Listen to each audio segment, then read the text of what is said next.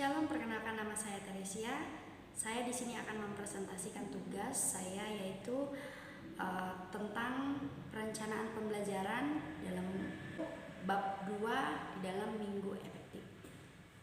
Pelaksanaan proses pembelajaran di dalam kelas memerlukan perencanaan yang baik, mulai dari menentukan alokasi waktu sampai dengan penyusunan sesuai dengan instrumen yang diperlukan dalam pelaksanaan pembelajaran. Pertama sekali, yang harus dilakukan dalam merencanakan proses pembelajaran harus kita melihat di dalam kelas adalah menyusun perangkat pembelajaran yang akan digunakan mulai dari menghitung minggu efektif. Perhitungan minggu efektif harus sesuai dengan jumlah yang sudah ditetapkan dalam kurikulum 2013 untuk tiap-tiap jenjang pendidikan. Materi dalam bab ini akan mengarahkan mahasiswa untuk menghitung minggu efektif berdasarkan kalender yang sudah ada, yaitu kalender pendidikan yang dimiliki oleh masing-masing satuan pendidikan. Selanjutnya yaitu relevansi. Penentuan minggu efektif merupakan langkah awal dalam menentukan alokasi waktu belajar untuk satu semester ataupun 1 tahun. Penentuan minggu efektif akan memberikan pengaruh kepada penyusunan program tahunan dan program semester.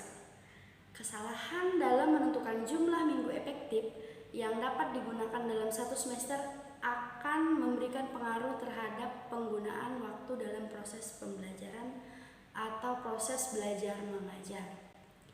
Adapun capaian pembelajaran mata kuliah setelah proses belajar mengajar berlangsung, diharapkan mahasiswa dapat membedakan cara menentukan jumlah minggu efektif berdasarkan cara yang pertama dan cara yang kedua.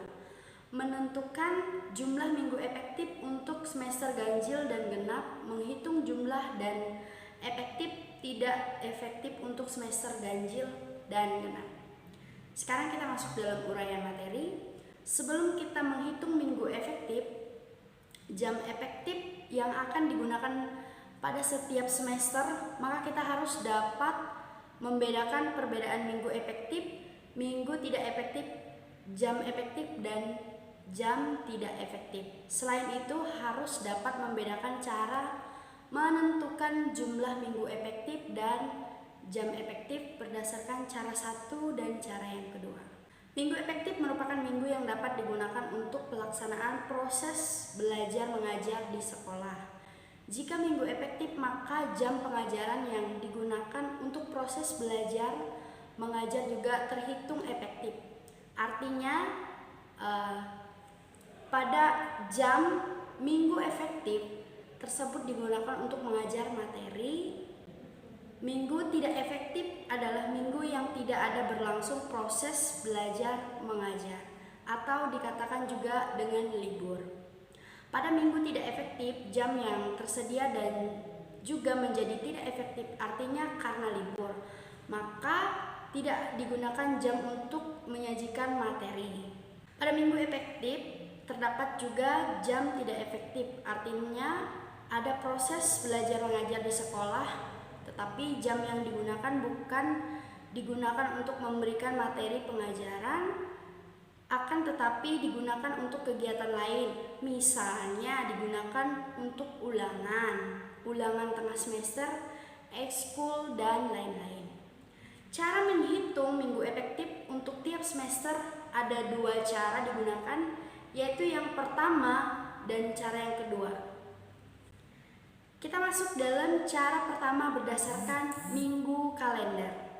Pada cara ini yang harus diperhatikan dalam jumlah minggu yang tersedia di kalender, semua minggu yang ada di kalender dihitung sebagai minggu yang tersedia untuk dihitung jam efektifnya. Langkah-langkah penentuan minggu efektif adalah: yang pertama, siapkan kalender pendidikan sesuai tahun ajaran yang dihitung, minggu dan jam efektifnya. Isilah identitas mata pelajaran, lalu hitunglah jumlah minggu yang tersedia untuk tiap bulan di kalender untuk semester dan genap. Hitung semua minggu di kalender sebagai minggu yang tersedia. Selanjutnya juga minggu yang tersedia dikalikan dengan jam pelajaran pada kelas yang akan dihitung jam efektif. Misalnya untuk kelas 10 jam pelajaran untuk materi kimia 3 jam pelajaran per minggu.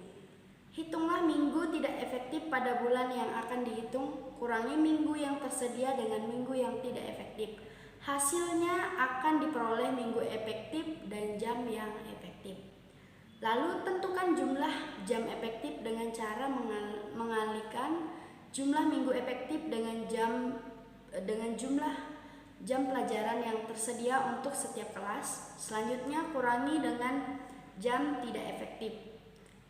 Alokasi cadangan waktu untuk menyimpan waktu yang terdapat digunakan jika jam efektif yang sudah kita susun terpakai untuk keperluan yang lain. Cadangan waktu bisa dialokasikan minimal 1 kali tatap muka. Selanjutnya, isi dengan tabel berikut semester ganjil dan genap. Selanjutnya kita bisa melihat tabelnya. Jadi seperti inilah format perhitungan minggu efektif. Cara pertama semester ganjil. Oke, ini tabel berikutnya, format perhitungan minggu efektif cara pertama pada semester genap. Lalu kita masuk kepada cara kedua berdasarkan minggu efektif di kalender. Pada cara kedua sebenarnya sama saja prosedurnya dengan cara pertama. Perbedaan terletak pada penentuan minggu yang tersedia. Jika pada cara pertama minggu yang tersedia dilihat semua minggu yang ada di kalender pada bulan yang akan dihitung. Maka pada cara kedua minggu yang tersedia dilihat minggu yang efektif saja pada kalender untuk bulan yang akan dihitung, jam efektif, prosedur penentuan minggu, dan jam efektif pada pengikut prosedur cara pertama. Selanjutnya, hasil perhitungan dapat diisi pada tabel berikut. Kita bisa lihat tabelnya, format perhitungan minggu efektif, cara kedua pada semester ganjil. Lalu ini perhitungan minggu efektif cara kedua pada semester genap. Dan selanjutnya, setelah itu kita lanjut kepada latihan dan tugas. Secara berkelompok, mahasiswa mengerjakan latihan soal-soal berhubungan perhitungan minggu dan jam efektif. Itulah penjelasan yang ada di dalam bab 2 ini, perencanaan pembelajaran minggu efektif. Baiklah, terima kasih atas perhatiannya. Tuhan Yesus memberkati.